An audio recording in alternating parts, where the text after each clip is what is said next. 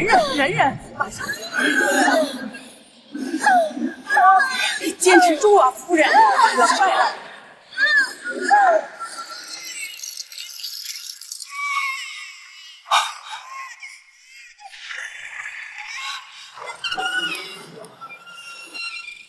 老爷，此女将临全副成衰败之相，此煞星断不可留啊！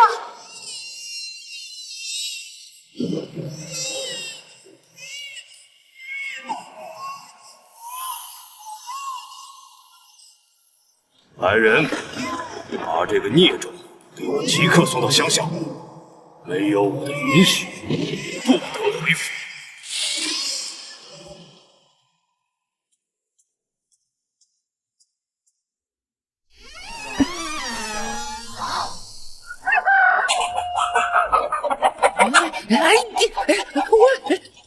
光天化日之下，敢偷你姑奶奶的鸡？你们是谁？让你偷老娘的鸡仔！老夫人就让你偷鸡仔！在乡下数十年，礼数全无，见到亲母也不唤人，倒真是个十足的村妇。当初要不是你，母亲也不会被二夫人陷害，踩在脚下。也罢，世子爷自从战场失利受伤，便整日流连青楼。你这煞星，替我驾驭这纨绔残废，正好。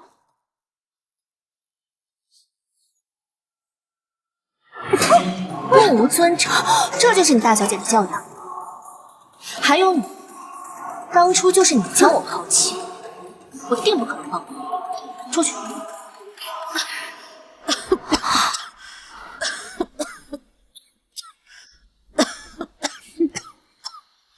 我妹妹少荣待你如亲女，如今她病重缠身，无钱可医，只要你肯嫁，我定会花重金为她救治。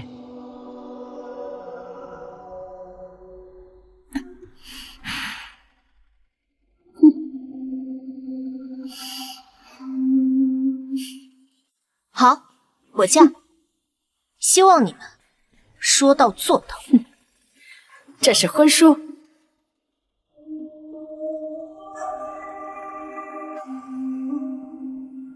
玉景之，这便是我要嫁入的人吗？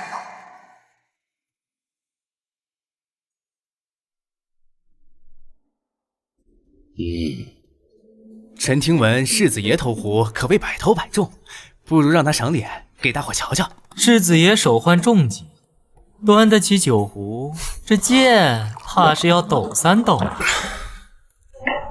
行了，这春巡马上要开始了，出去吧。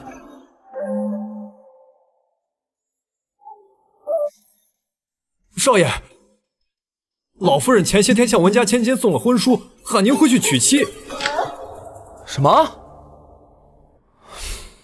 哎，爷您去哪儿？退婚。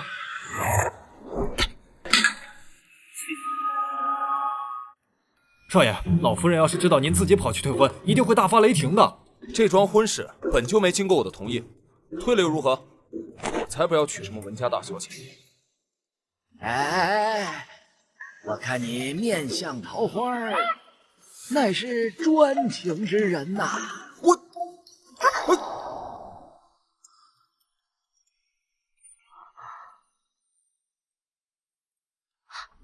抱歉。你相信一见钟情吗？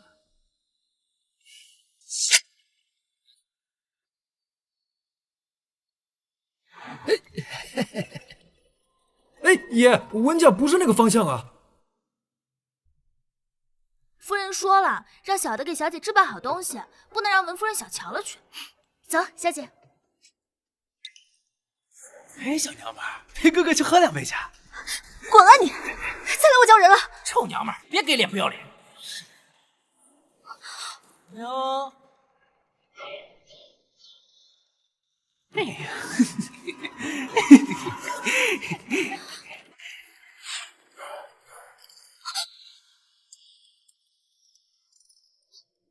这墙怎么是热的、软的？还以为是英雄救美，难不成姑娘才是调戏人的流氓？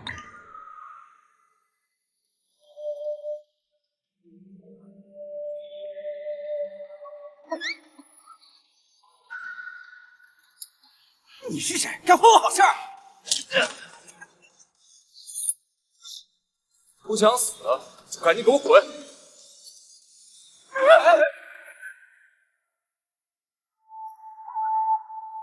多谢公子出手相助。无妨，在下欲请。无妨，在下欲请。爷，是不是救急又犯了？姑娘，你……我们小姐对药材把脉熟知一二，你别打扰她。面色晦暗，脉象细微顿涩，恐是常年受慢毒所侵扰。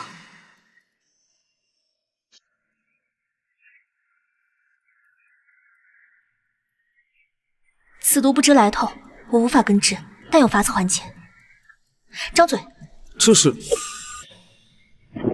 你给少爷吃什么？出事你负责吗？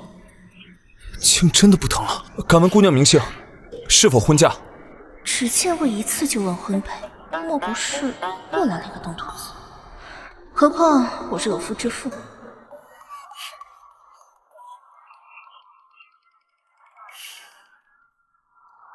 我是文家二小姐文白薇。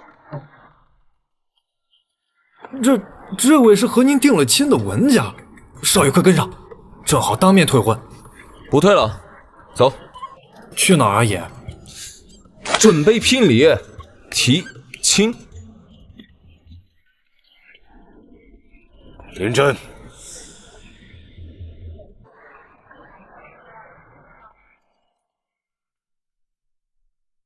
你来的正好，这里有一套八宝金丝头面，是祖宗传下来的嫁妆。哎，可惜只有一套啊。你妹妹与你同日成婚，嫁与那新晋状元郎程生。他出身卑微，但架不住你妹妹喜欢，左右你是高价。进了衡山王府，日后吃喝必定不愁。这嫁妆便让给你妹妹吧。同为母亲所生，我为长，她为次，何有长让次这一说？父亲这样做，是觉得世子爷这衡山王府的独子，还比不过一介状元郎？住口！那是皇亲国戚，哪是我们能够讨论的？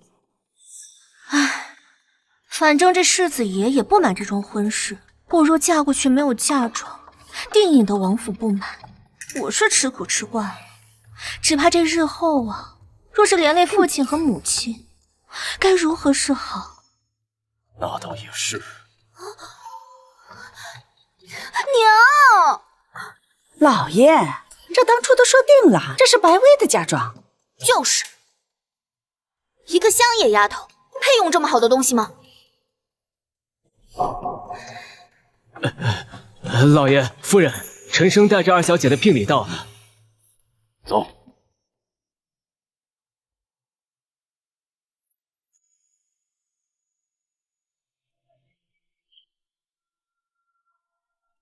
这些是小生给二小姐准备的聘礼，还望岳父岳母莫嫌弃。草，野草3斤。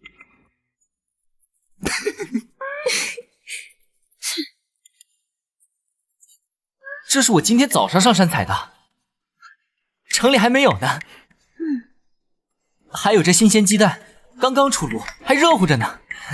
真是鸡蛋一筐。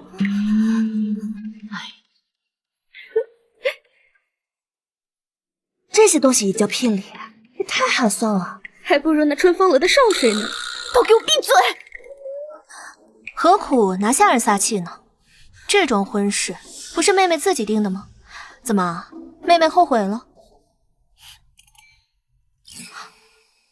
哎，这里怎么混进去了一株蟹草？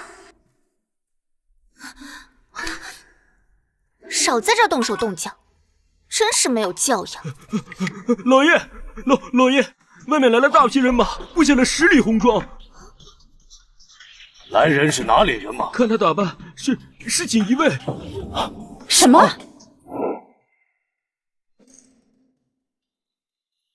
第1重聘礼，珠翠首饰3箱；第2重聘礼，东海夜明珠3箱，再附金锭5箱；第3重聘礼，京郊万亩良田，万户10亿；第4种聘礼，圣上御赐金册玉牒，锦衣卫指挥使易获奉命前来，为文家二小姐文白薇特送聘礼。皇恩浩大，诸位大人辛苦。来人，快上茶。聘礼还未抬完，便不久留。兄弟们，继续抬。野草好啊，应季时蔬，自有生化之气，也可顺势养生。贤婿这是又要有金银，又要有健康啊，贤婿有心了。啊，圣上竟然如此重是啊。瞧瞧，我就说那套头面得是我的，别人给了我这么多聘礼，我没有相应的嫁妆，岂不是很丢脸？父亲，我说的对不对？对。这陈生一介书生，总如此大牌面。你懂什么？他毕竟是新晋状元郎，圣上重视，岂不理所应当？文家也不是贪图便宜之人。认真，那套头面给白薇做嫁妆了。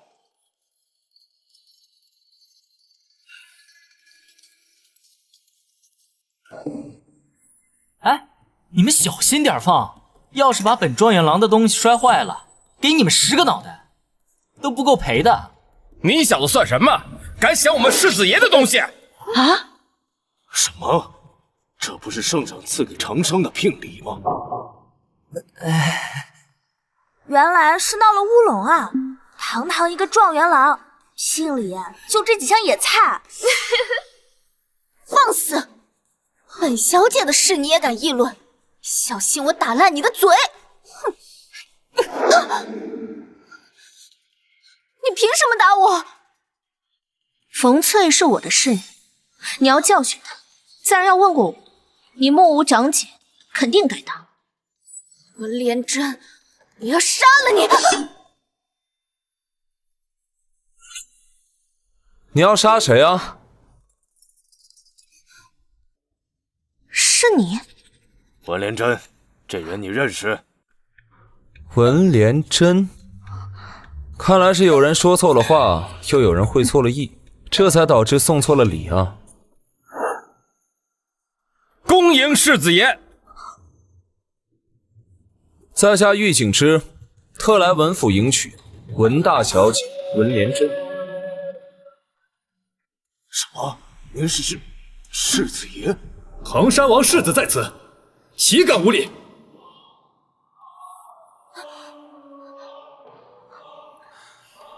文小姐，是不是该给我个解释？出门在外，警惕心还是要有的。哦，这个人居然就是传说中那个又丑又肾虚的纨绔，这哪里像了？见过世子爷，世子爷果然人中龙凤，少年英才。不知我的礼物可讨小姐欢喜？我自然是欢喜了，可是某些人怕是要失望了。谁失望？程生虽家境贫寒，可如今已为状元郎，却仍肯上山为我亲自准备聘礼，足见看重我。是啊，这些草药也太贵重了，王府的奇珍异宝都比不上这颗真心。那个村妇！唉，我竟不知文府的家教竟如此没规矩，狂妄无礼，目无尊长，竟然还当着本世子的面侮辱我的未婚妻！哼！世子面前怎敢放肆？去祠堂，跪到晚上。不，跪到出嫁。父亲！文公果然家教严明。文莲真，你给我等着！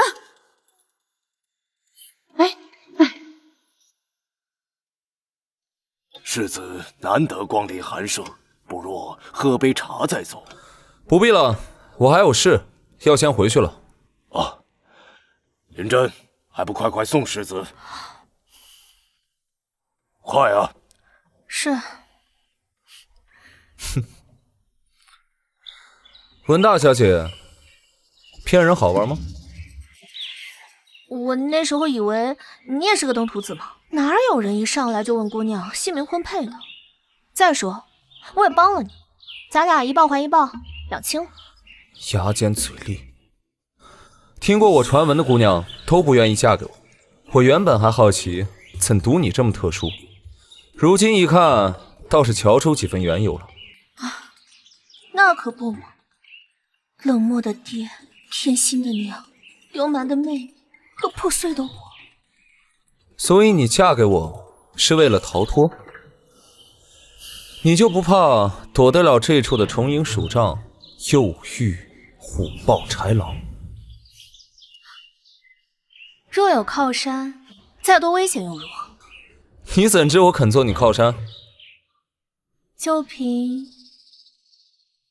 这，你护我安危，我治你救急，助你重归战场，这交易不亏吧？何止不亏，简直赚了呀！只要能迎娶真真，上刀山下火海，我都愿意。油嘴滑舌，还有，不许叫我真真，那叫夫妻情趣，还不是夫妻呢。好，那我就新婚那天再喊。什么时候都不许喊。大情骂俏，明丝暗绣。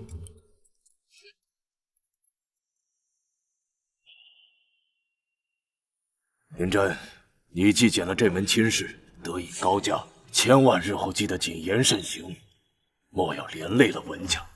女儿明白，谨遵父亲教诲。最好是别到时又给我们添麻烦。两位放心，从今往后，我文廉贞与文家恩断义绝，再无瓜葛。逆子，你说什么？你们只当我是替家的工具人。那自今日我离开之后，我等恩怨两清。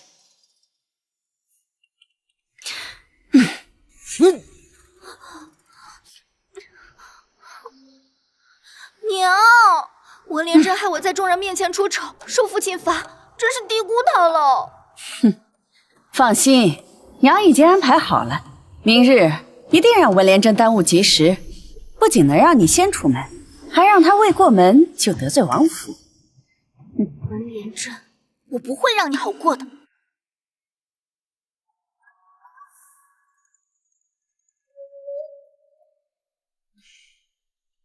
小姨，你怎么来了？都快出嫁的人了，还这么冒失。见到你的郎君没？品行如何？油嘴滑舌，不是好人。见你如此啊，我便安心了。今日小姨送你出嫁。一书夫妻和睦，二书白头偕老。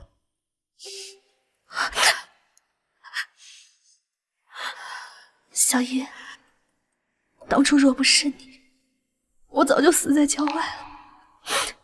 此番出嫁，廉贞无悔。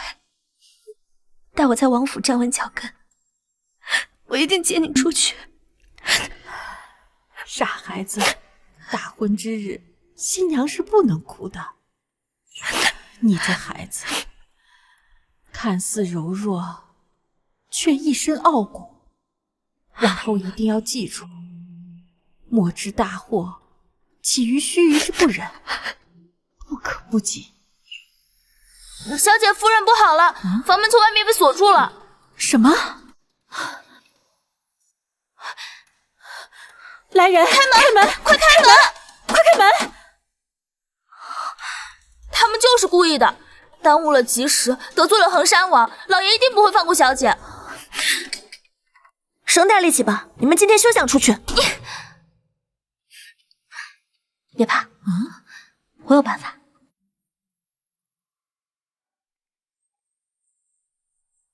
夫人可交代了，今天一定要把这门看好了。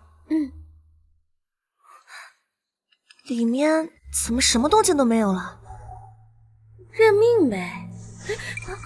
奇怪，我怎么那么痒？这可是我独家调配的羊羊粉，挠到最后可是会让人忍不住把身上的肉都挠下来。大小姐，饶命啊！想要解药吗？开门。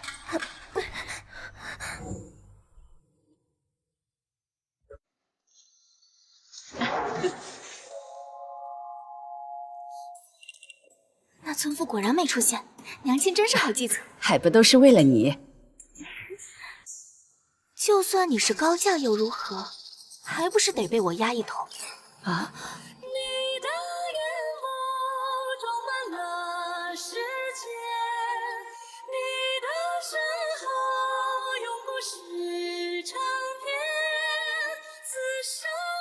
那就是文家养在外的大小姐，真是绝美。哎呀，没有何用，都快到吉时了，衡山王府的仪仗都还没到，一看就不受夫家的重视。姐姐不会结亲当日就被悔婚了吧？这要是传出去，以后姐姐还怎么见人啊？吉时到，那是世子爷。停！真真出来结婚了。真真出来结婚了。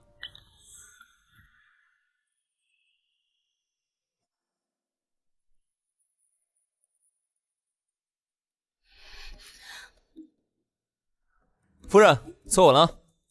去。微微，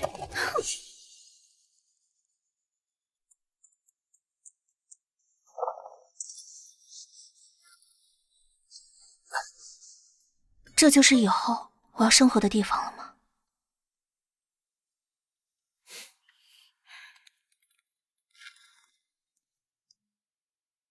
既来之，则安之。更何况这次我不是一个人去斗。怎么样，为夫刚才帅不帅？这家伙刚以为他能有点正形呢，不过挺帅的。幻听了？这臭小子，非要一个人骑马去接亲，成何体统啊？还说是什么武将的浪漫，罢了罢了，年轻人呐，就由着他去吧。举步跨火焰，夫妻同心腹，举案携齐眉，富贵长寿福满堂。哎呦，这衡山王府真是阔绰，光是这个院子都比得上我们宅子了。不知道二小姐要是看到了这一幕，会不会后悔把高家的机会让出来？别高兴得太早，不知道有什么麻烦事等着我。这王府越大呀，水就越深。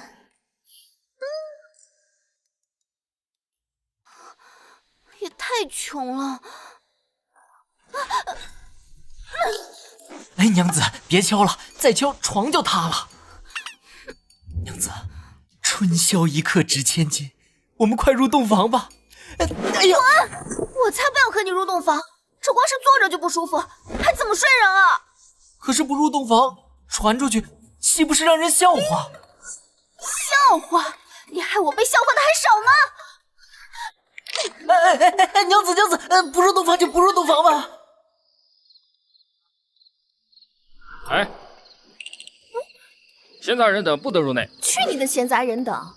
我可是世子的御夫人，我才是世子接回来的第一个女人，这些本来都应该是我的。好，你们不让我进去找世子，我就让他出来见我。哼！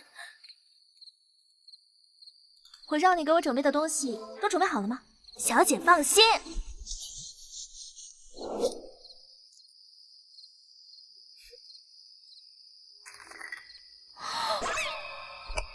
小黄书，我说的是吃的，我都饿一天了。这个更重要啊！世子爷从前可是少年将军。小姐，你不多做一点准备，我怎么说得了？我才不需要呢。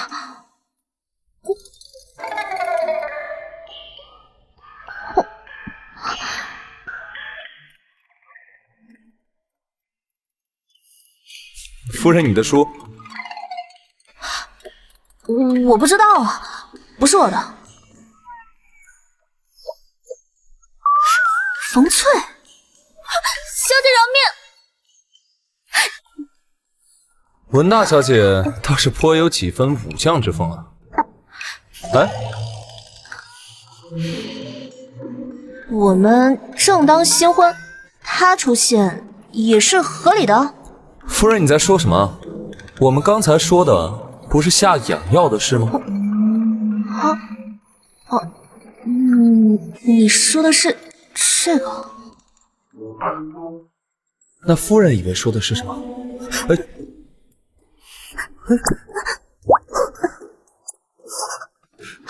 你，夫人真不老实，有什么事瞒着夫君？我发誓，这里面什么都没有。4、5、6都没用，我要细细查探。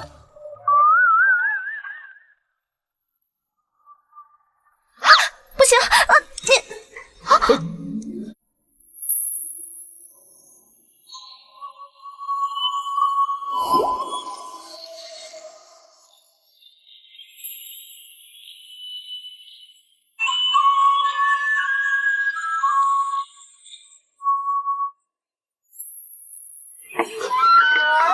少爷，大事不……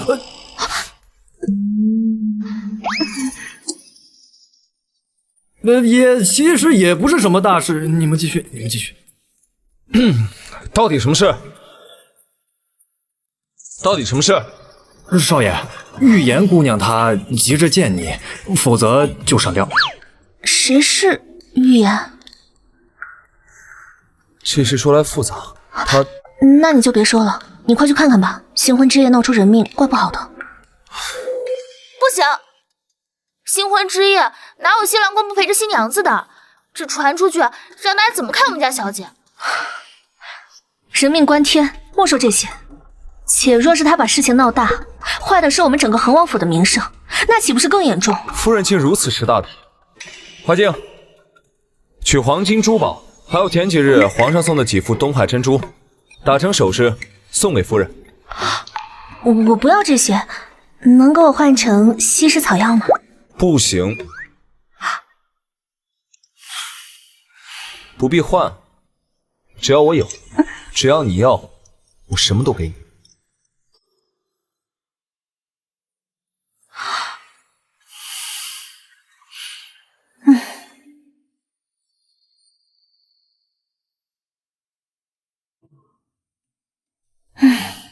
这人真奇怪，说个话还动手动脚。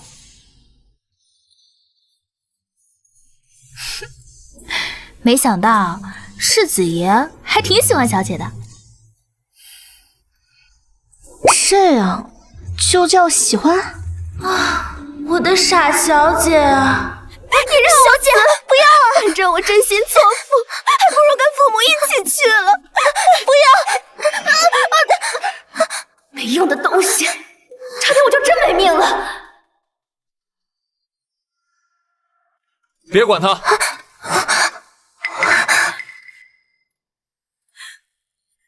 世子爷，难道真忍心让玉颜去死？绳子绑这么松，能吊死谁啊？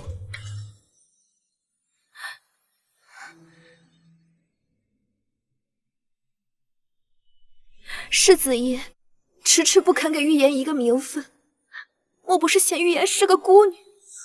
你父母有恩于我，他二人过世后，我便将你接入府同住，为同远亲女眷，你却到处说我钟情于你，我亦忍了。今日又要闹什么？我不信你对我一丝情意都无，我不是新夫人善妒，容不下我。与他无关，若是再闹，便是我容不下你。爹娘，让女儿随你们去吧，反正这世上也才有女儿的容身之所。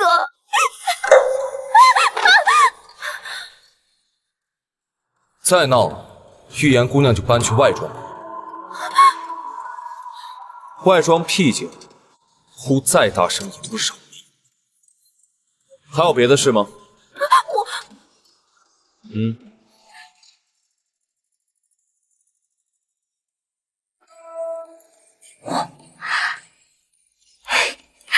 干杯！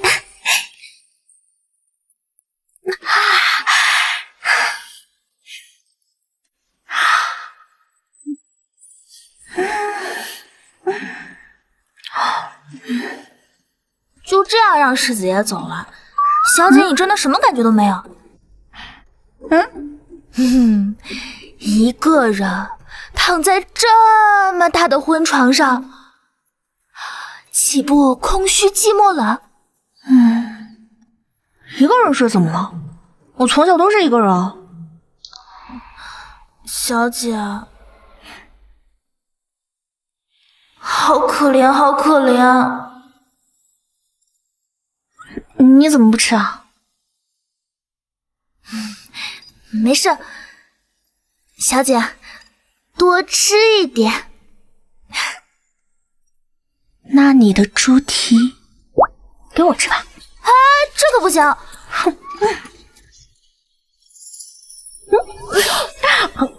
那你鸡腿归我。冯翠告退，小姐好好歇息。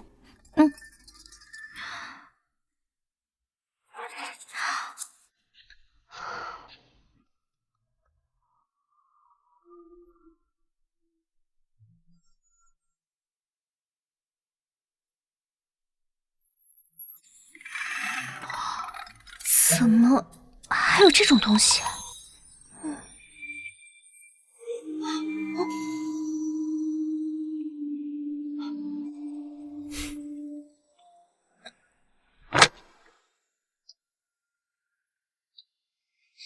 奇怪，心怎么会跳得这么快？真真好乖啊。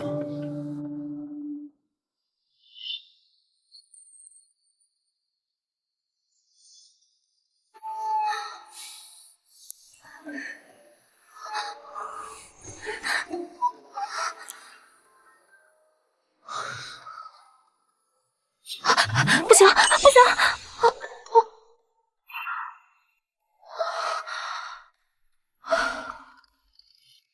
原来是梦啊！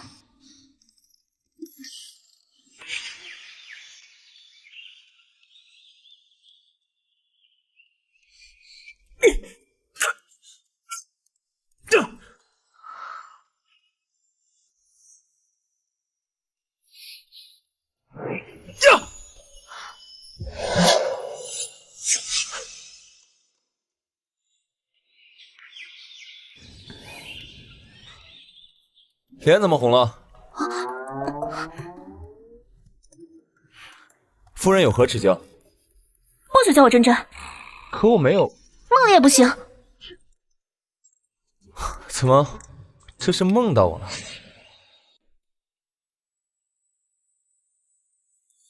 孙子玉景之，孙媳文莲真，给祖母请安。好，好，好，有心了。昨晚的事情我都听说了，莲真如此贤淑懂事，景之，以后莫要做委屈莲真的事了。为了一个外人，新婚夜留妻子独守空房，成何体统？昨夜是因为……昨夜并非夫君的错，玉颜姑娘身体不适，夫君不得已才去看望，救命之恩还今犹是情，夫君对她多关心也是应该的。况且我与夫君同体同心，我相信他对我的爱中之心。好，好，好，来，来，来。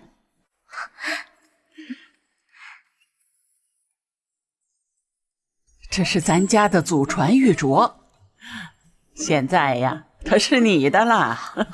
不行不行，这太贵重了，我不能收。这本来就是传给下一任主母的，不给你给谁呀？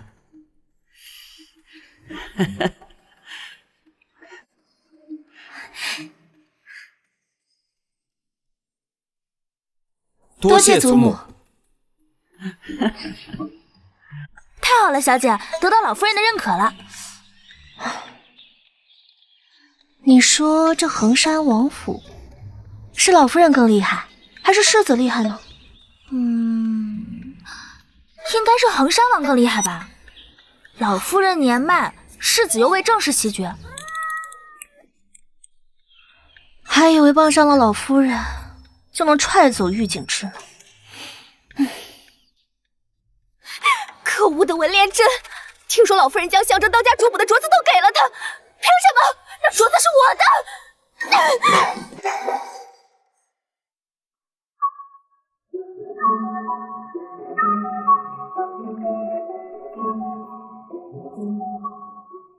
你不用给他们准备这么多好东西的，他们才不配呢。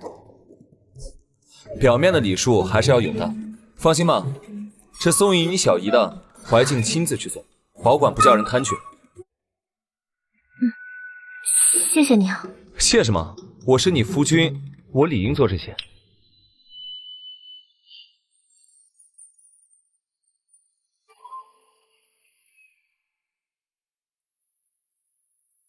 世子爷对小姐可真好。不行，我是绝对不会动摇的。动摇什么？师父曾经说过，心中无男人，制药才能神。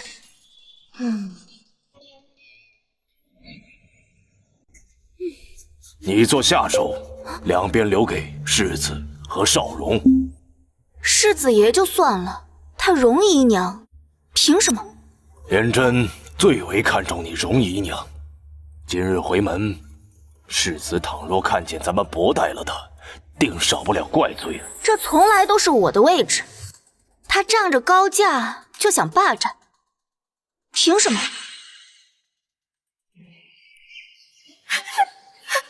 世子妃，玉言再也不敢奢求庞大了，求您放玉言一条生路。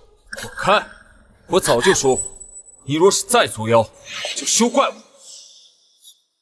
她就是所谓的玉言姑娘。冯翠说她是因为嫁不成玉景之，才一哭二闹三上吊的。为了这家伙值得。世子妃，求您发发慈悲，不要赶我走。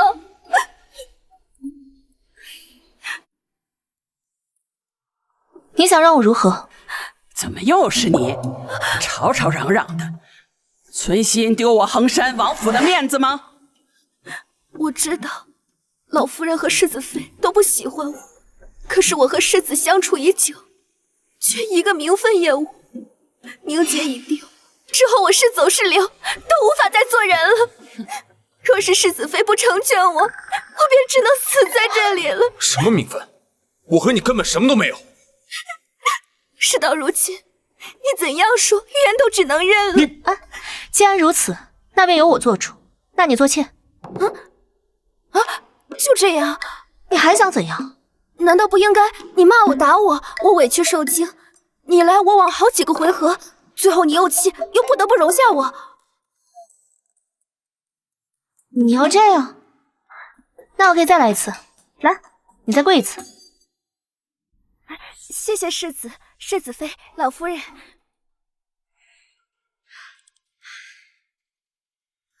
你的父母对世子有恩，世子是为了报恩才接你入府的，不曾有过逾矩。这么多年的感情无人过问，身为女子，听起来也是很不忍心。还挺聪明，不愧是我夫人。原来是倒插门，人家看不上。人家世子世子妃两情相悦，你在这上蹿下跳的，丢人。既然无事，那我跟夫君先行离开了。好，去吧。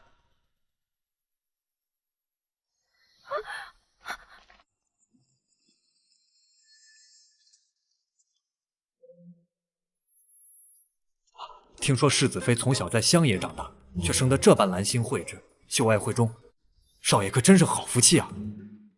我倒是多希望他学着撒撒泼。少爷的爱好什么时候变得这么特别了？这个玉景之还得感谢咱们呢。我本来说好只帮他疗伤的，现在还得帮他管家。怎么样？我刚刚表现不错吧？话本上都说了，为人妻子应该善良大度，什么跟什么呀？小姐，你怎么能主动给自己的男人纳妾呢？这万一世子爷看上他，你知道他喜欢谁跟我有什么关系啊？反正我们迟早是要和离的。小姐，这话可不能再说了。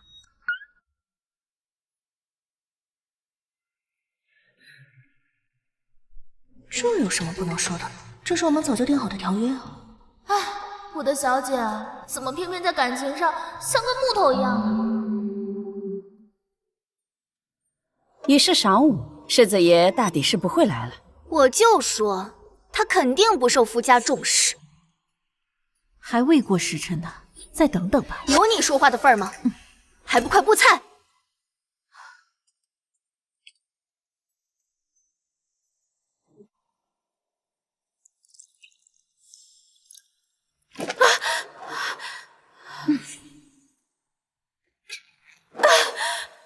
蠢人，这点小事也做不好。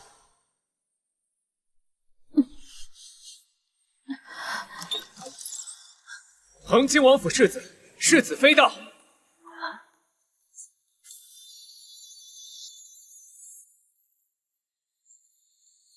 这还是以前金钗不群的大小姐吗？岳父，我们来迟了。小婿家中忽有急事，耽误了些时辰，还望岳父岳母见谅。都是一家人，贤婿何须客气？快入座。爹，你走开。快，请坐啊！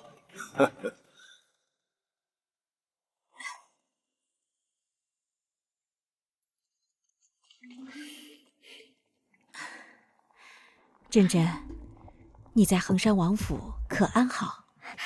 大家都很好。如此便好。来，你最喜欢的烧鹅腿。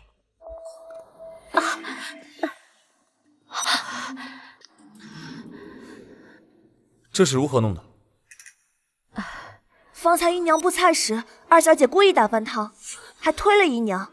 姨娘摔倒时手碰到了汤。哎，都过去了，一家人何必计较？过不去，偏要她也把手放进汤里。没听见世子妃说的话？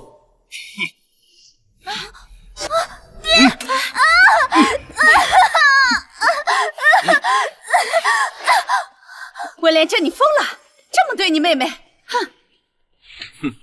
岳丈家的态度似乎是不把我王府放在眼里。罚也罚了，贤婿这话从何说起？这伤口真是了得，若是晚些看大夫，怕是都要好了。他自己笨手笨脚烫到自己，关我什么事？凭什么罚我？荣姨娘照顾我夫人多年，如同养母，却被你们当作奴隶使唤，岂不是在打我王府的脸面？不知贤婿意图如何？夫人觉得如何？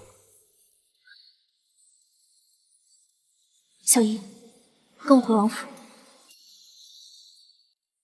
刚入门就接自家亲戚入府，是要被嚼口舌的。哎，养育之恩百世难还，况且我王府有个如此明德之礼的祖母，何人敢嚼舌根呢？是，贤婿说的有道理。既然冲撞了我王府的贵人，岳丈觉得该如何处罚二小姐？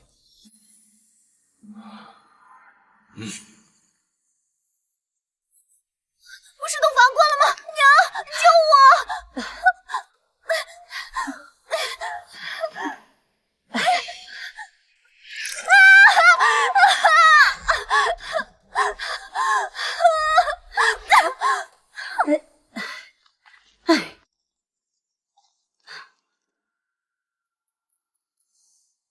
岳丈如此深明大义，小婿佩服，请。客气，喝。你看文莲珍那得意的劲儿，还不都是你非要嫁给那穷书生？好了，再忍忍，等那书生做了大官，再报今日之仇。对，到时候再狠狠的收拾他。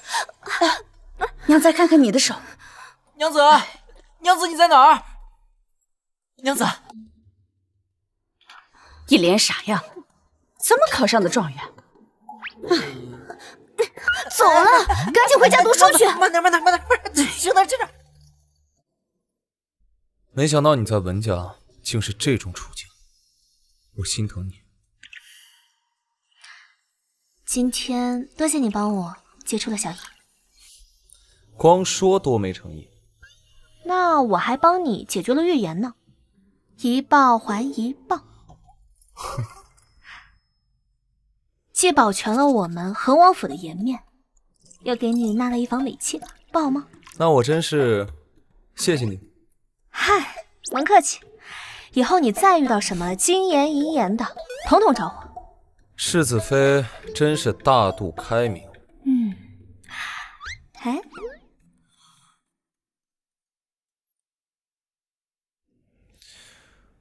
他怎么就看不出来呢？看出什么？少爷，你要的兵书我给你找着了。少爷，你忙了大半天，怎么就画了个大黑洞啊？滚！哎，我有个朋友想问问啊，要是你的妻子完全不在意你纳妾，那他是什么意思呀？完全不爱。有没有可能是他完全信任你？只有不爱才能做到不在乎。不知这个朋友是谁啊？话那么多，出去跑10圈。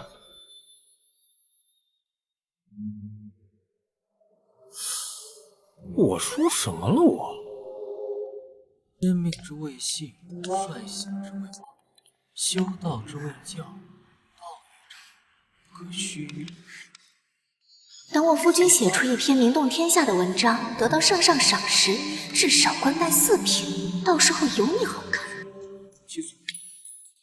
娘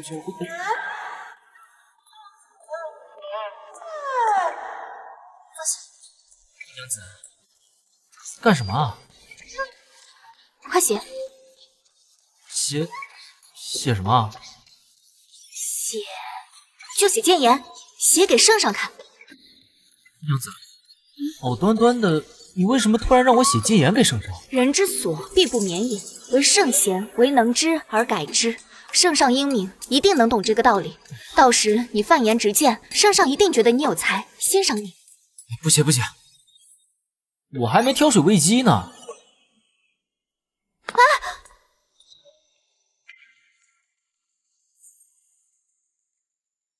你不行，那我就替你写。我想想，节俭，就劝皇上节俭。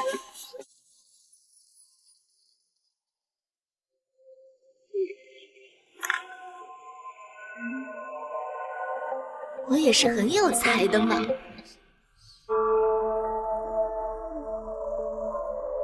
听说圣上平时最喜欢微服出访春风楼，我这就赶过去拿给皇上看。可是这要见圣上，可不得穿好看一点。夫君，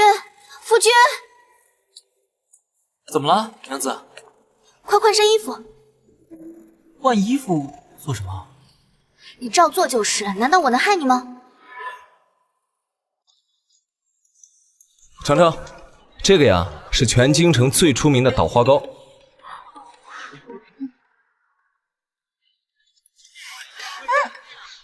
好吃啊！要是再加几味草药，做成药膳，岂不是更好？怎么吃个糕点还想那么多？这就叫医者的敏锐。听着好像是圣上，皇后娘娘又该生气喽。圣上，娘子，你带我来这儿做什么？来了！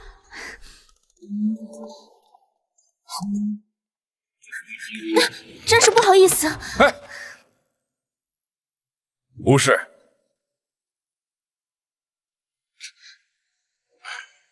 你这是？您不想看看吗？我没有时间。这捣花糕可是每日限量，晚了就点不着了。啊，可是百年难遇的好文章，看了绝不会后悔的。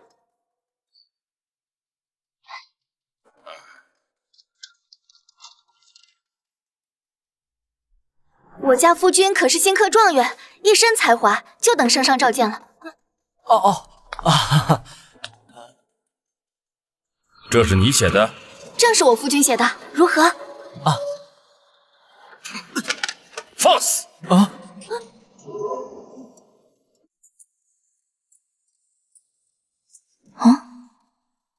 他怎么也在这儿？文辞粗浅，错漏百出，还说朕铺张浪费。朕只有吃捣花糕一个爱好，怎么就铺张浪费？您是圣上？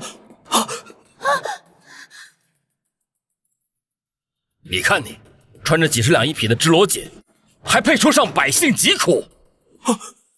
圣上，这篇文章是他写的，不关我的事啊！事到如今还敢抵赖？传我旨意，剥夺此人状元名号，永远不得进京。是。圣上，求您开恩吧！哎，你也在啊？可别把朕的捣花糕都买完了。特意给圣上留了2盘。好。参见圣上，请圣上安。好孩子。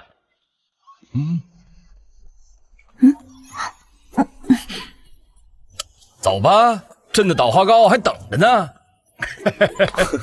走。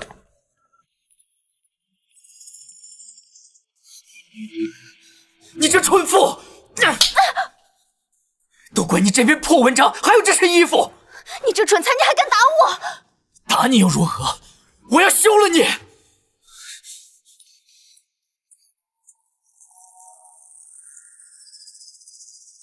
温连真，凭什么你反而能过得比我好？你凭什么踩在我的头上？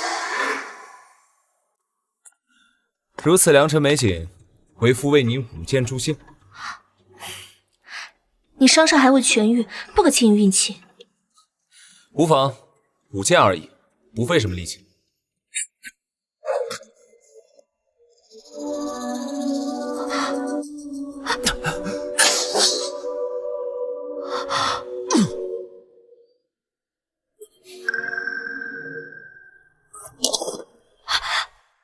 夫君，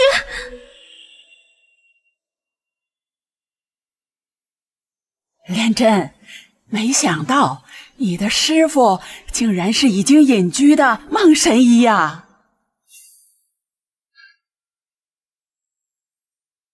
师傅虽已发誓不再亲自坐诊，但指点1、2句还是可以的。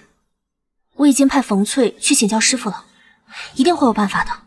哎，余毒未清，且有扩散之势，可之前明明已有转好之象，怎么突然这么严重？小姐，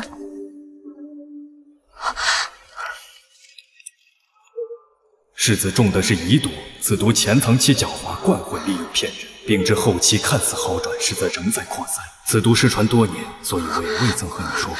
所以说，这几个月来，我只是在为他止痛，根本就没有解毒。不，你已经做得够好的了。师傅可曾有交代别的？神医说此毒刁蛮，却也并非无解，只是需要的草药几乎都长在南诏瘴气弥漫之地。那我就去南诏找。不可，小姐，南诏路途遥远，更有瘴气掩护，这太危险了。这几年能找的办法我们都找了，可是景之自己也觉得没希望了。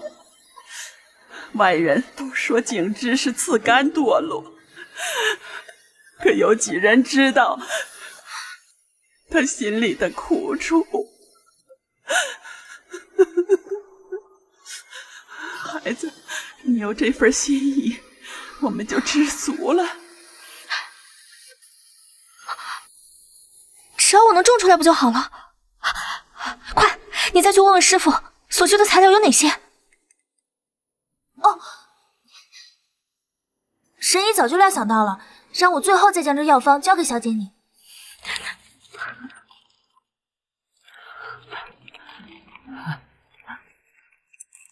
洗心草、哀寿花、猴红、鹿之墨。只要有这最关键的4味草药，他就能活，越快越好。若是遗毒蔓延四肢，莫说走路，实则恐怕连直快都难了。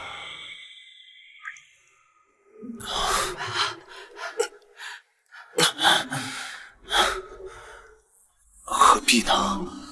我娶你，从来都不是为了让你做这些，我只希望你能在我的庇护下自由。你帮了我那么多，我怎么忍心不管你？况且我没什么特长，就会侍弄花草，能帮到你不是正好？不必为我做这些。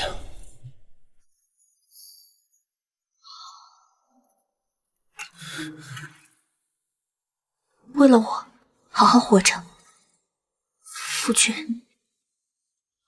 你说的是真的，不是在祖母面前做戏。混蛋，你又有哪句话是真的？从来都是。我去研究药草大全。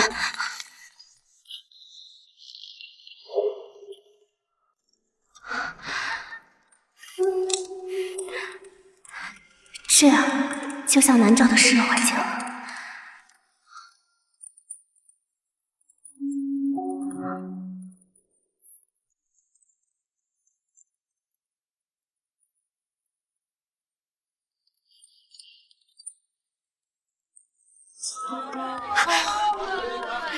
这个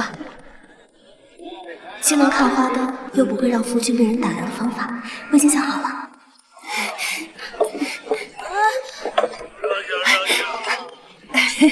小姐，你到底还要买多少东西啊？还有很多东西要采买，我要在府里办祈福灯会。啊？什么？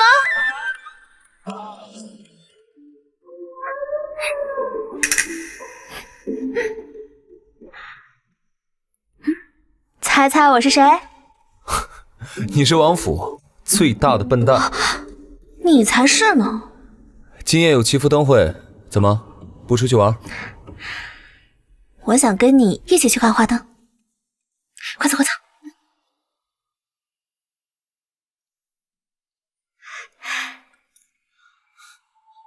还没好吗？好了。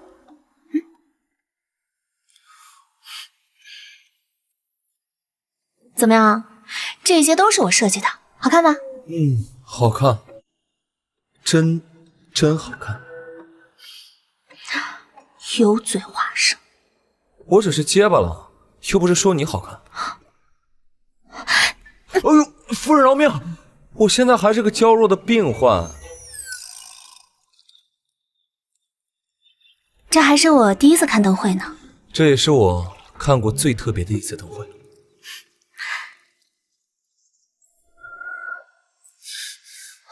夫君，我这就为你风雪止痛。不可，若是出事，恐传出去影响你名声。我在新的名号已经10多年了，不怕再添这一个，相信我。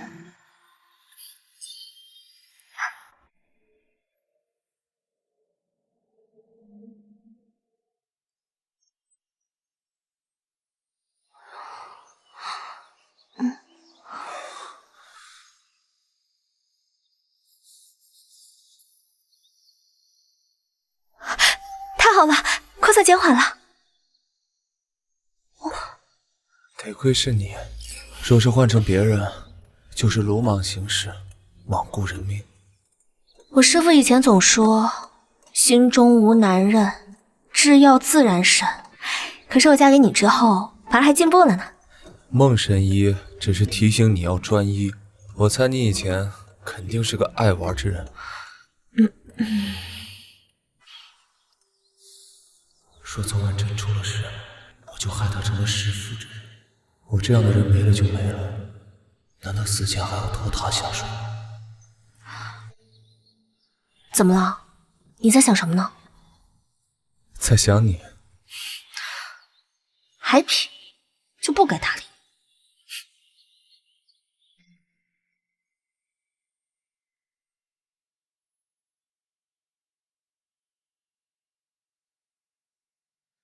近几日我事务繁忙，闲杂人等莫要来打扰我。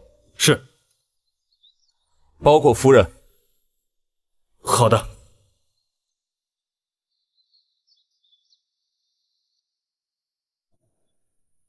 少爷，您的吩咐已经传下去了，你就不怕夫人怨你吗？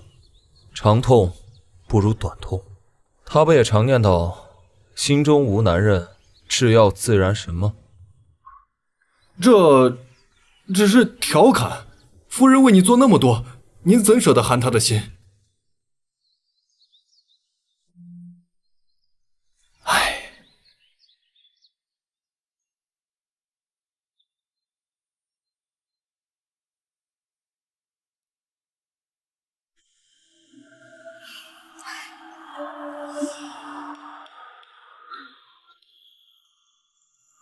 这是怎么回事？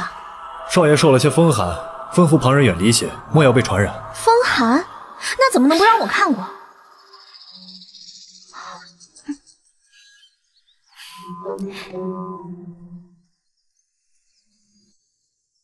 嗨，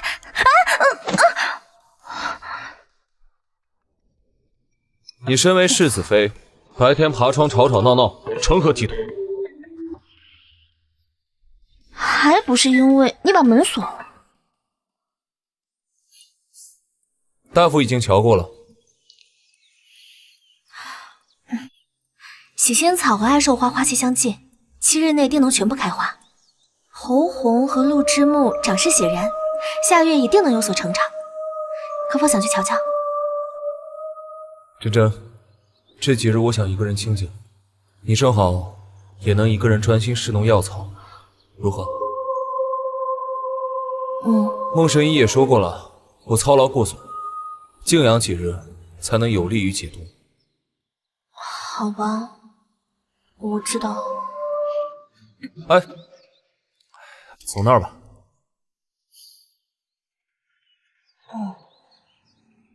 真真，我承诺过给你自由和快乐，如今你却反被我困住，我怎么舍得？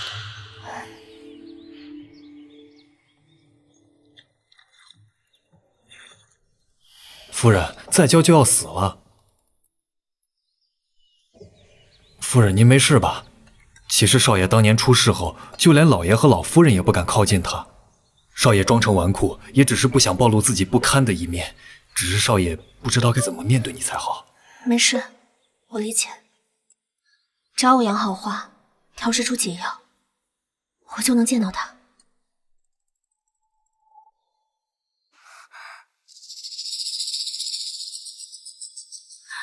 若世子爷和文莲真感情越来越好，不会赶我走吧？这段时日，世子对世子妃避而不见，银阳何不趁此机会彻底扳倒他？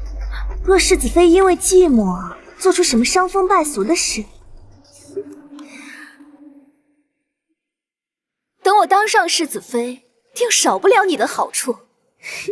谢姨娘。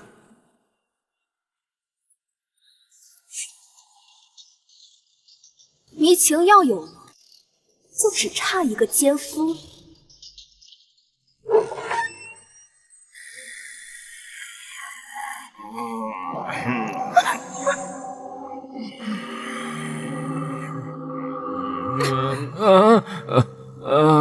那个来换班啊！这真慢，我要去春风楼喝酒去。只喝酒有什么意思？我找个小姑娘陪你。好，要漂亮姑娘。要姑娘就跟我走。好，走。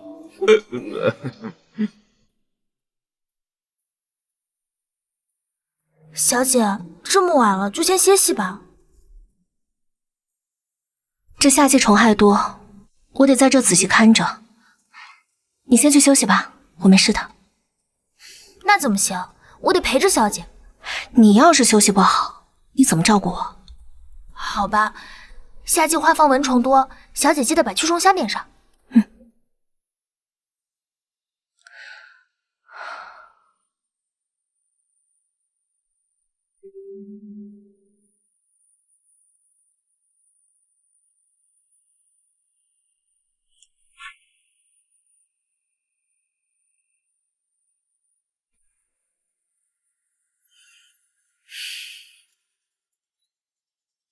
这气味怎么有所不同？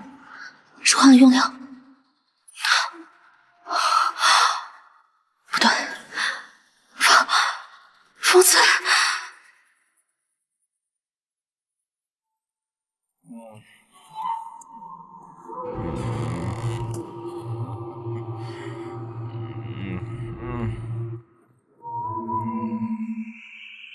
小娇娘都在屋里，还不快去？你走。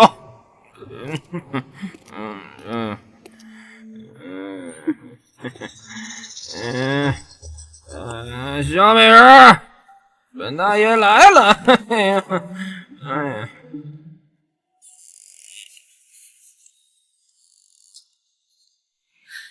玉颜请见老夫人。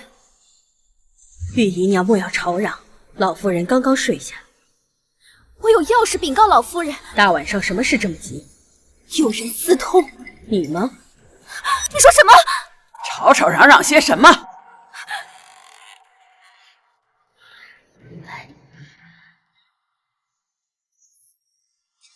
世子妃文莲贞私通南帝，混乱王府，罪不容诛。休得胡言乱语！老夫人，我刚才亲眼看见他和一个男丁在花满阁举止亲密，我们现在过去，定能将他们捉奸在榻。老夫人，咱可得在风声传出去前查清楚，可不能冤枉了世子妃。玉颜敢发誓，若所言有虚，便被乱棍打死。走。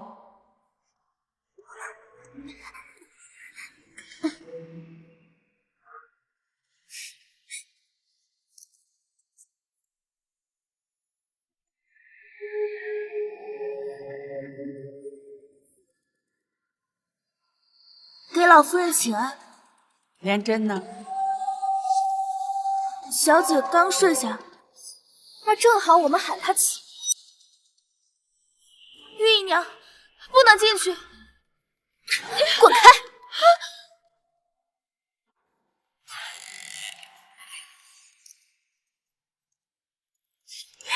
老夫人，这便是奸夫。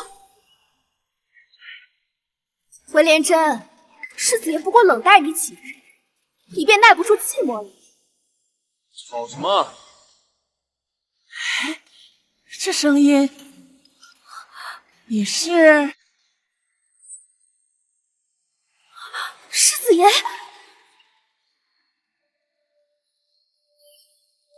祖母，你们刚刚在一起的？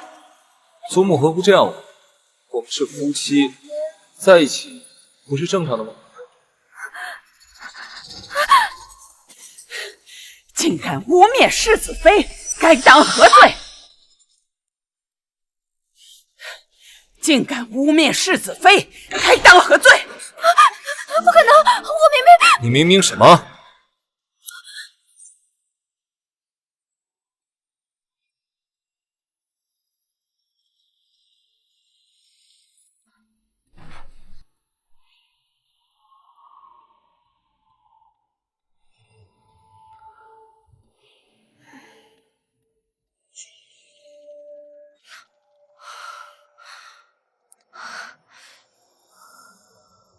虚软无力，体内燥热，失迷倾向。你是谁？小美人儿，如何进的内院？美人儿，美娇娘，本大爷来。哎呦，臭娘们儿，老子今天非把你办了！睁大你的狗眼看看，这可是衡山王府内院，岂是你放肆之地？衡山王府，你真以为自己是世子妃呀？过来，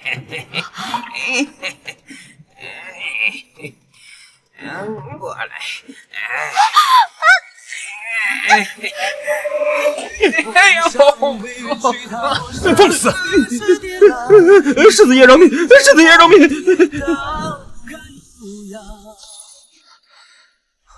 真真，你没事吧？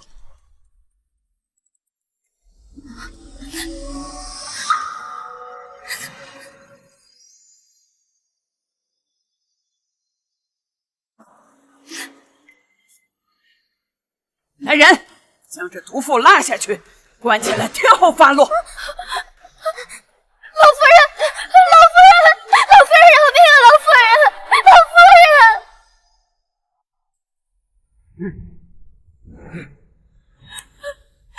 老夫人饶命！老夫人饶命！老夫人饶命！老夫人饶命！老夫人饶命！老夫人饶命！停！把他拖回他自个儿院里，自生自灭。是。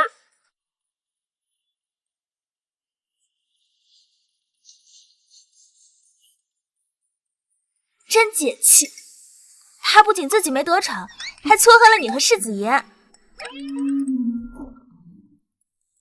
才不是你想的那样的。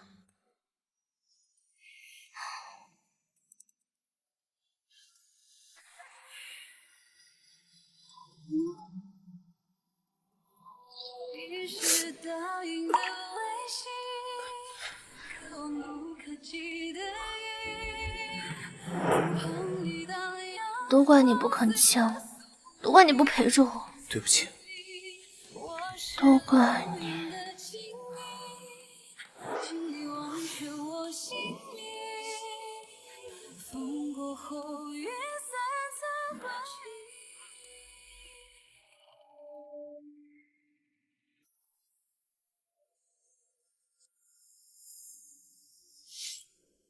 迷情粉。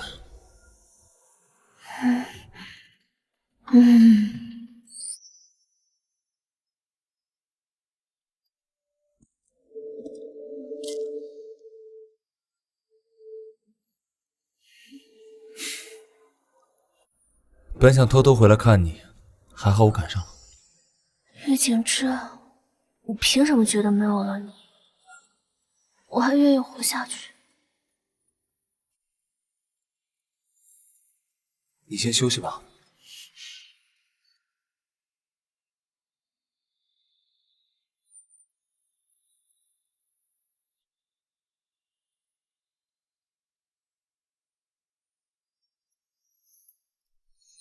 没想到世子爷还是个君子啊！要不是个君子的话，就不会被预言纠缠这么多年了，也不会绝望时惦念着都是怎么护着我。对了，我方才看见世子爷往预言那儿去了。走，我们也去瞧瞧。好嘞。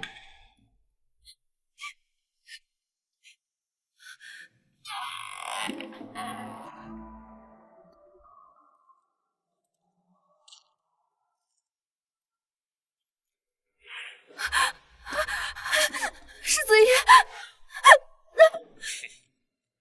我接你入府，从来只为报恩，谁知你却不肯安分，造谣生事。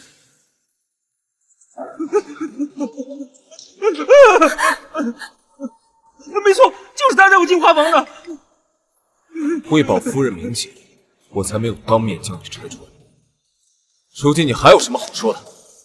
怀静，将他关入城外庄子里，不得踏出半步。不行，你怎能这样对我？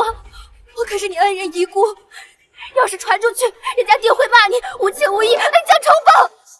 只要护住夫人，千夫所指，又有何惧？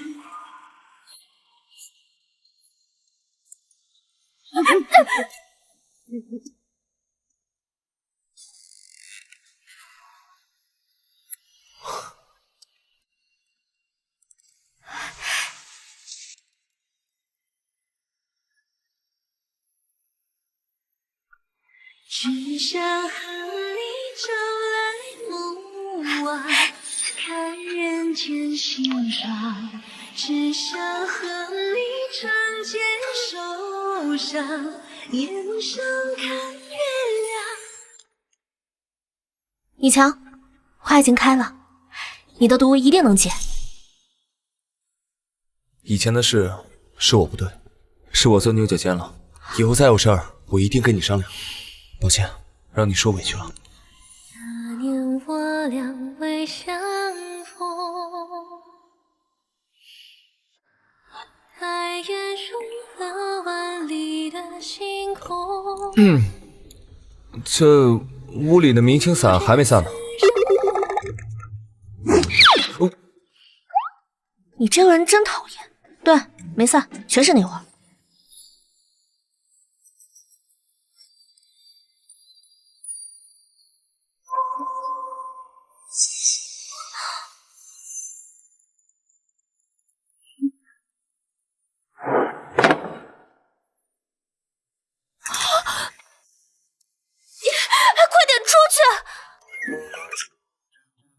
怎么了嘛？里面在亲呢，你别破坏气氛。啊！不公平！我也要看。许志明，不行！待会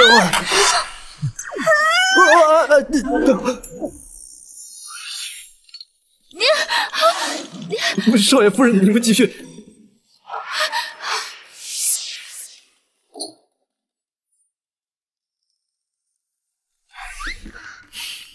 既然屋里的迷情散还没散，咱们上床上继续。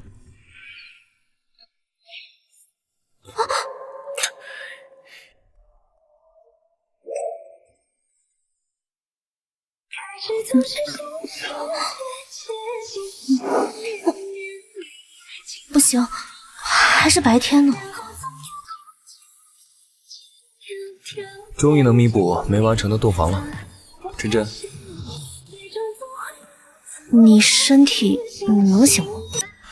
夫人难道不知，问一个男人行不行，是对他最大的侮辱？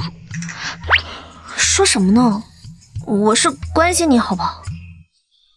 多谢夫人前2日为我针灸，寻常活动没有问题。若是夫人不信，不如亲身体会试试。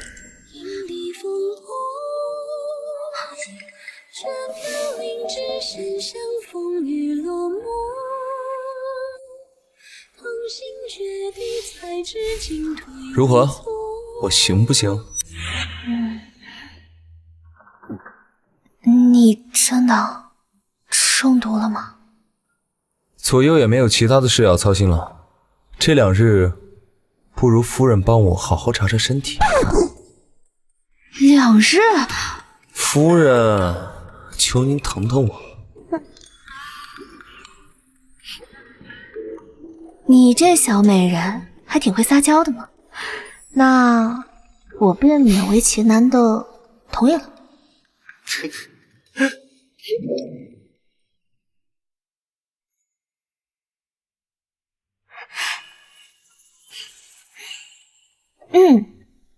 草药已经长成了，如何？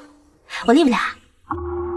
真真，此次疗程若是没有达到你想要的结果，你不必为我难过。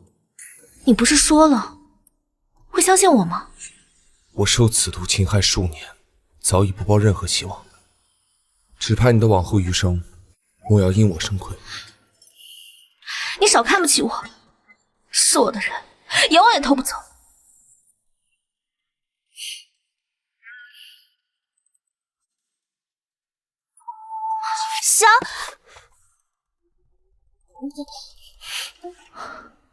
如何？师傅说我的草药能用吗？能用。小姐，你简直就是化身下凡，这么娇贵稀有的草药都被你养活了。夫人为我如此努力，以后我再也不说这种丧气话。夫人，为我疗伤吧。先服用矮手花制成的药丸，此后7日浸泡鹿之木的药浴，每日不少于2个时辰。最后一步，破肉刮骨。这最后一步险在感染，动刀当日，除了你我2人，任何人不得踏入房间。好，这些我都会安排好。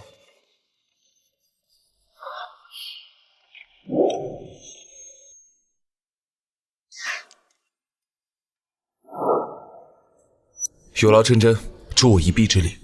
那你要记得报答我，教我琴棋书画，不然其他王公夫人都笑话我。好。我是不是太吵了？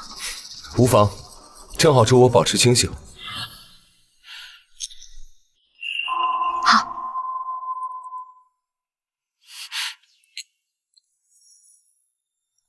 夫君，你给我讲讲你以前的事吧。好，我自幼习武，最擅长弓箭。10岁便跟着父王上了战场。夫君真厉害。那也是我第一次从兵书之外认识到战场，看的都是尸横百万、血流千里之情。我才第一次认识到生命的珍贵、战争的残酷以及将领的责任。中了1毒之后，我就再也无法拿起弓箭。我自认为无法报效家国，便整日买醉，直到遇见了你。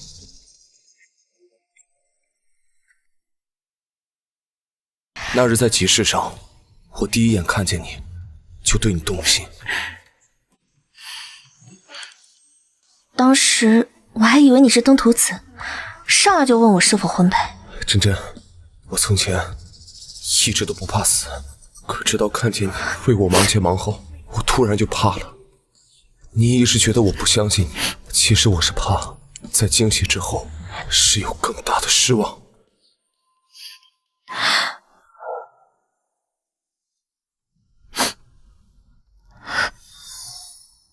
你真是我又何尝不是呢？我不到1岁的时候就被家人丢到城郊，是小姨和师傅救了我。如果不是他们2位，我早就死在19年前了。他们2位带我逃离了地狱，而你让我看见了世间的美好。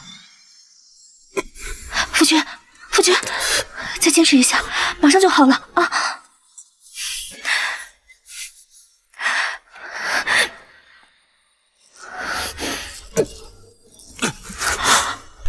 成了，成了！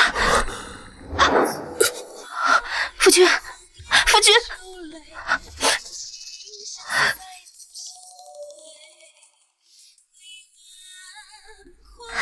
脉象平稳有力，一定没事的。辛苦真真了。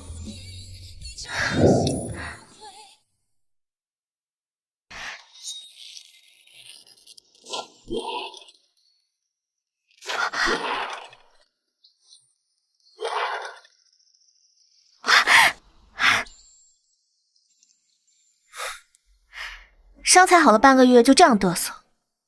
少爷，边塞紧要军情，宫中急召。备忙。是。我去就回。小心骑马。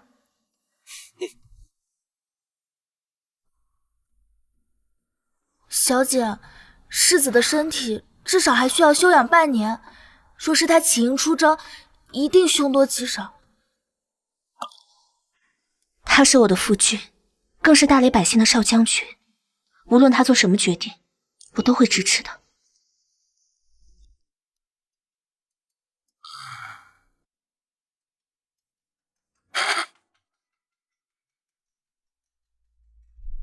圣上，南诏国10万大军来势汹汹，已连破我边境3座城池。朕已派你父王前去支援，但仍缺一副手。你可愿出征啊？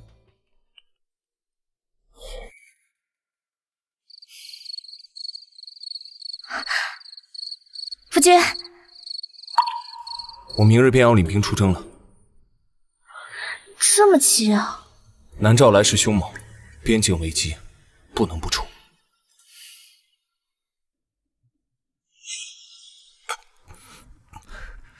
不疼。你骗人！真真，我玉家世代奉命诛灭奸凶，因而获封素子，这是我们玉家人的宿命。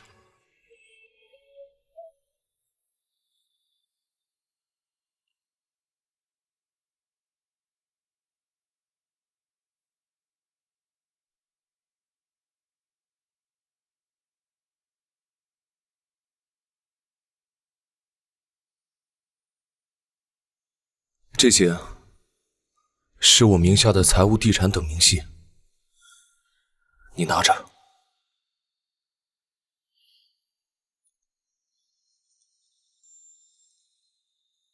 这和离书，我原本以为痊愈之后就不会用上，没想到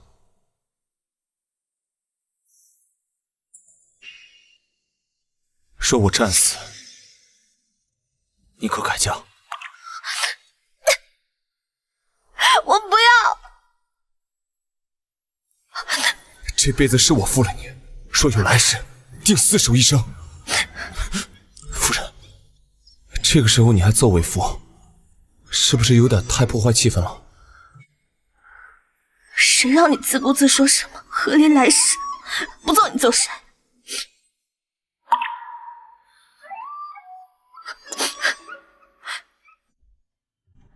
夫人是想用美人计留住我吗？你对为夫使用痒痒粉，夫人好狠的心啊！居然这么对为夫，还不都是为了惩罚你？总是说死。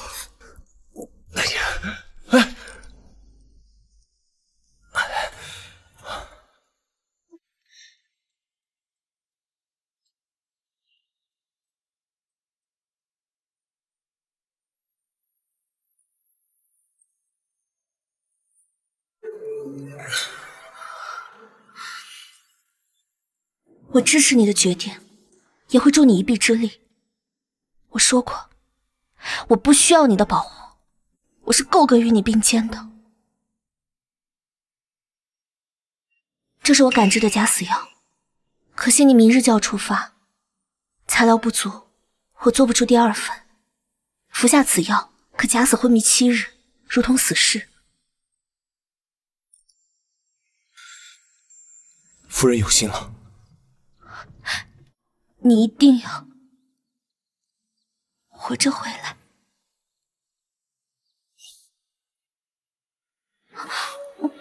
薄情也春秋，动情也春秋，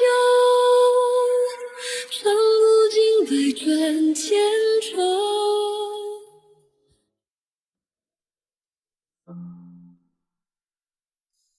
你那妹妹自从被程生休了后，就不知所踪。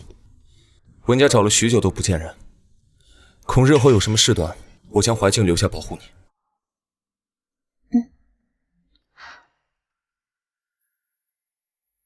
我师父当年游走南疆，这是他留下的地形要事。好。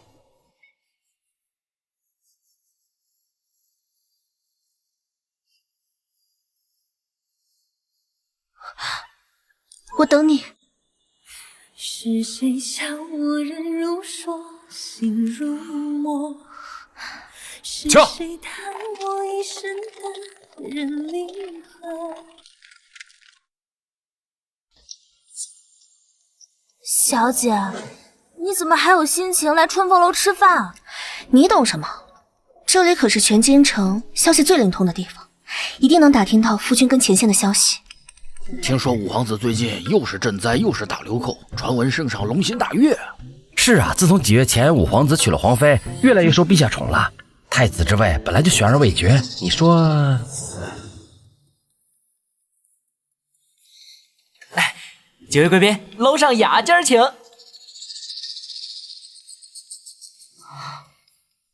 前线传报，衡山王府击退南诏摄伏敌军，岳少将军甚至将南诏军逼退500里外。南诏地势复杂，他御景之再精明，也比不过熟悉地形的南诏军。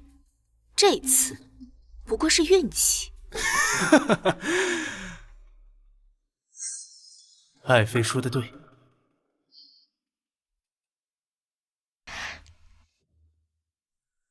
多亏了真真的锦囊，才助我军破了敌军的埋伏。报，敌军来袭！敌军怎知我军行踪？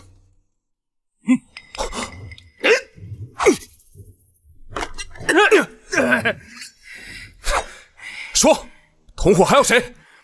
我南诏大军早已精锐尽出，是要斩杀你和你爹，还不束手就擒！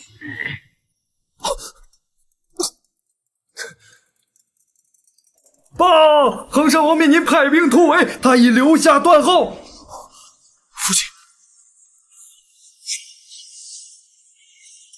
全军听令，随我杀敌！杀！杀！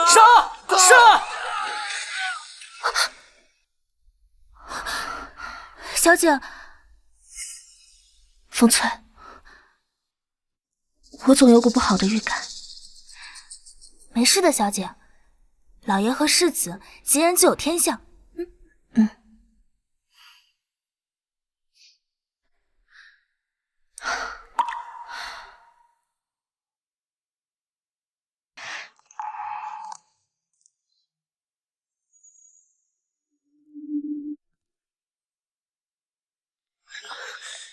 殿下，南昭君已派精锐突袭玉家父子主营，玉正卿胸口中刀，玉锦之被逼落悬崖，绝无生还可能。哎呀，大理最能打的2个将军都死了，这下定是无力反抗南昭君。战后我们再割让几个州，皇位便是您的了。皇妃真是聪慧。文莲真啊，文莲真，你最大的靠山已经没了，我看你以后还怎么和我斗。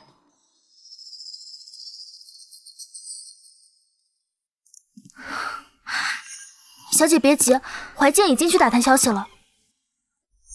这几日我的眼皮总是乱跳，梦里全是他浑身血的模样。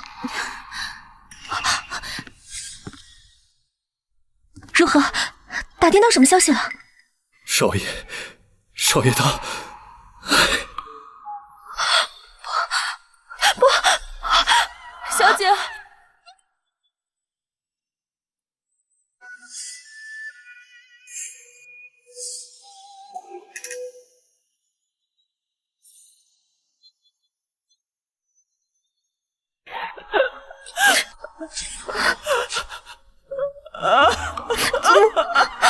老夫人，老爷给您送回来了，请您节哀。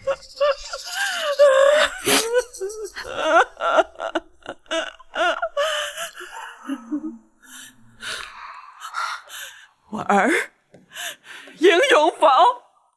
老爷英勇，身先士卒，战至最后，从未折减。好，儿啊，你这才是我玉家的好儿郎。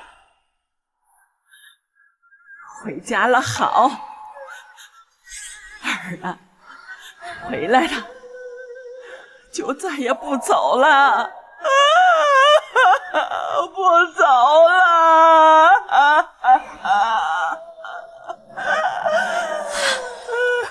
世子爷呢？世子爷带头冲锋，于岔路口只身引开追兵，为众将士杀出生路，自己却被逼落于悬崖，尸骨无存呐！祖母，回来。不回来，回来，不回来，回来，不回来，回来。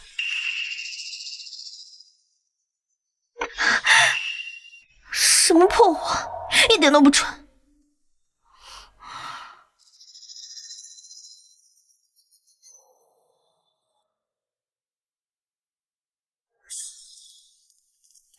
小姐，小姐。世子爷回来了，真的。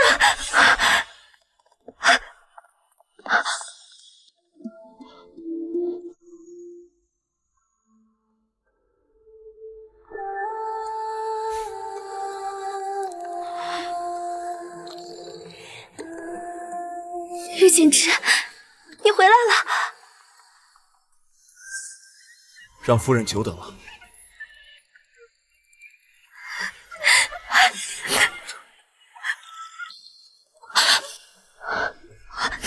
你有没有受伤啊？我这不是好好的吗？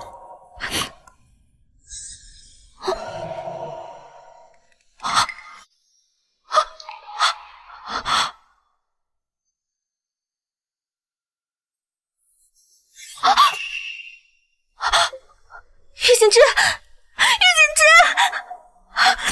夫君，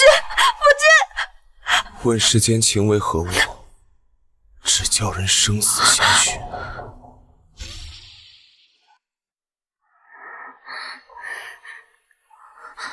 玉景之，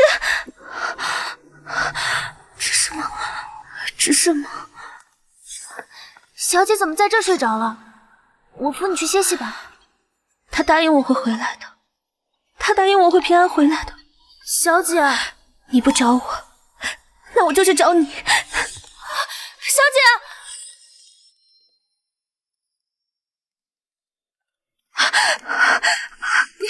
小姐，小姐，你等等我。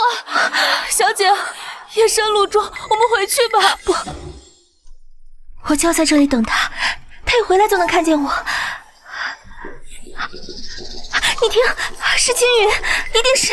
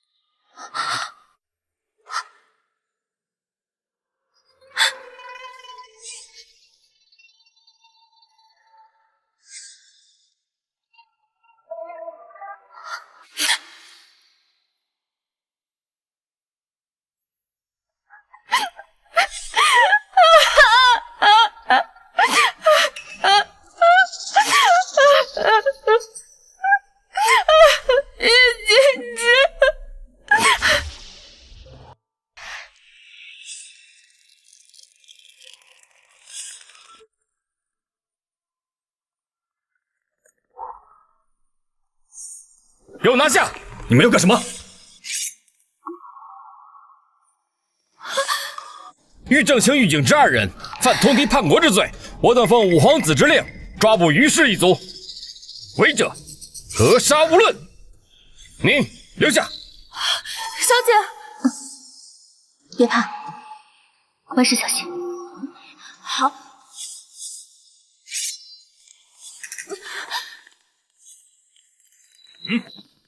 为何留我一人？五皇妃要见你。我与五皇妃素未谋面，为何要见我？你不仅认识我，且很快就会后悔认识我。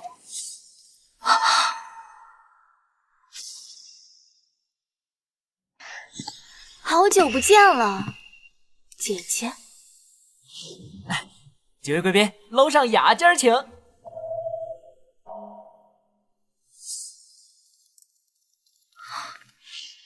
是你，你就是五皇子背后的助理，是你们联手害了玉景之父子，还诬陷他们通敌叛国。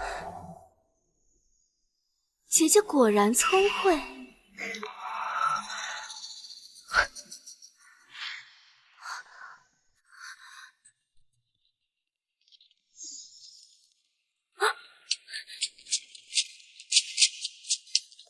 大胆！你是何人？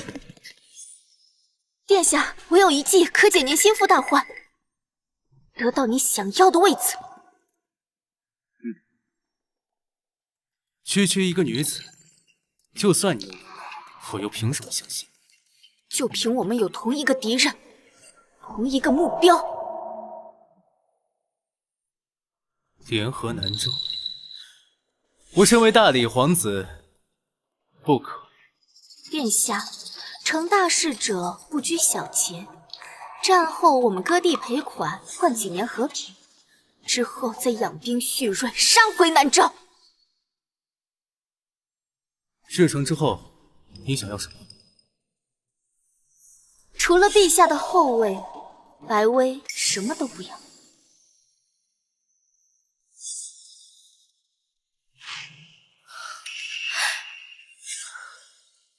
如此大费周章，你要作何？杀了我？那太便宜你了！我要让你亲眼看着你珍视的一切烟消云散。你不抓我，抓了你，谁当我这场好戏的看客？明日刑场5时3刻，记得赴约呀。何必这么麻烦？今日我就有场好戏，想邀请五皇妃共赏。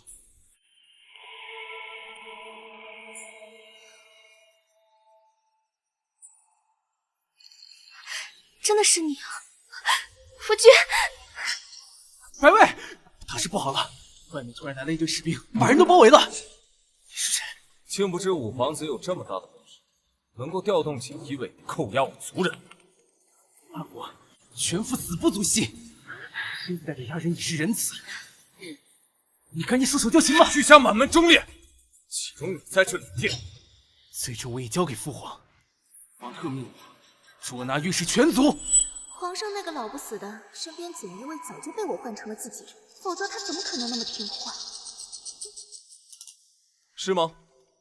正好我这里也有五皇子的罪证要呈给圣上。这个是在你书房中发现的与敌国将军来往的密信，还有你找人模仿我和我父亲这个是在你书房中发现的与敌国将军来往的密信，还有你找人模仿我和我父亲写罪证。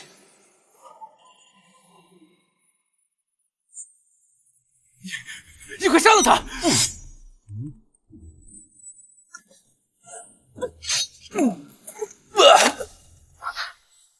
事已至此，再犹豫，死的就是我们了！杀了他！杀了他！你就是新的九五之尊。你得位名不正言不顺，谁会信服？那我就把你们都杀了，我看谁能知道真相。你埋伏在城外的叛军早已被我军清剿，劝你赶快投降吧。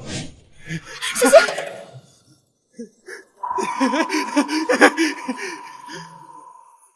真当我蠢了？证据早就在怀里，快马加鞭交给我。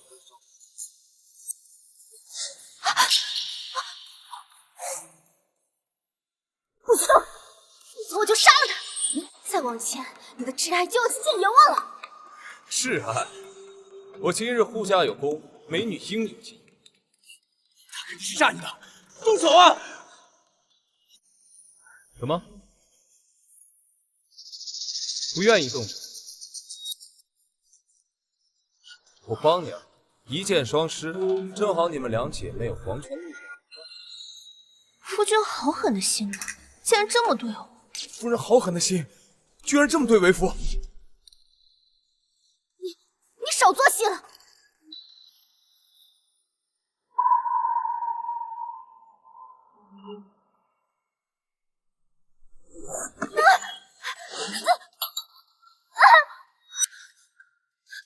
怎么回事？好痒啊！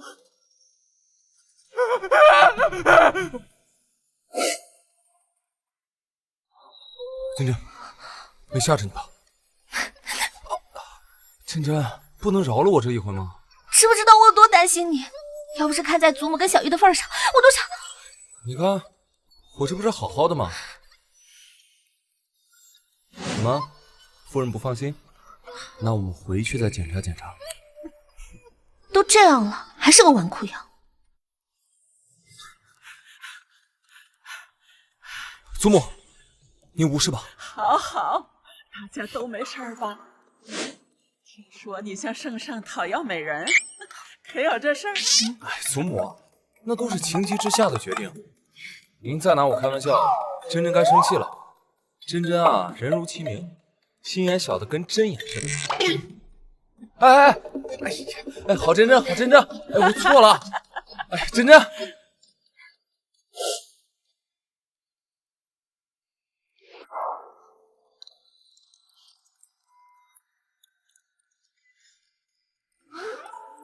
公爹的棺材运回来的时候，我就猜到你将假死药给了公爹。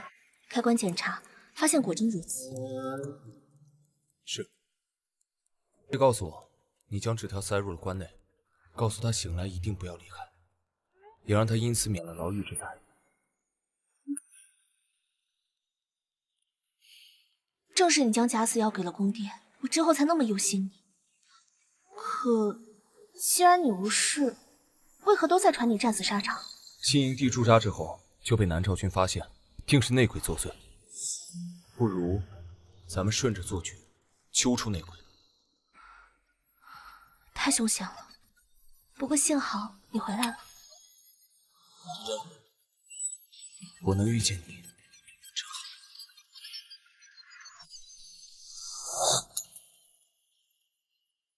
花笑情深依旧，风雨捉不透。我叹人生苦短，荒唐事不休。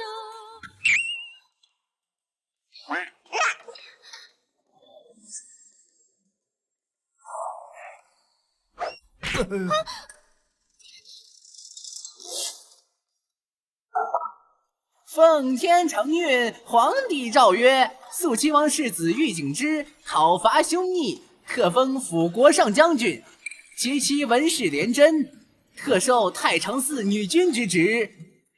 钦此。谢圣主隆恩。少夫人，您可是我们朝堂第一位女官，皇上让我问您，您还需要什么赏赐啊？臣女请求陛下恩准，开办女子学堂，让女子也有机会读书明理。皇上早有圣裁，开设女子学堂，特设女子恩科，此后女子亦可入朝堂。谢陛下。世子爷，您真是幸运啊，有这样厉害的一位夫人。大人谬赞，厉害的不是我的妻子，是文廉贞。押上来。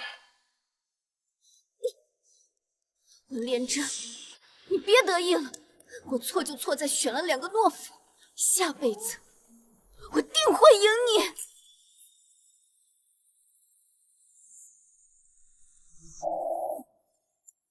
我的成功从来不是依靠任何人，像你这样自私自利、罔顾国家安危的人，几辈子都赢不了。押下去！放开我！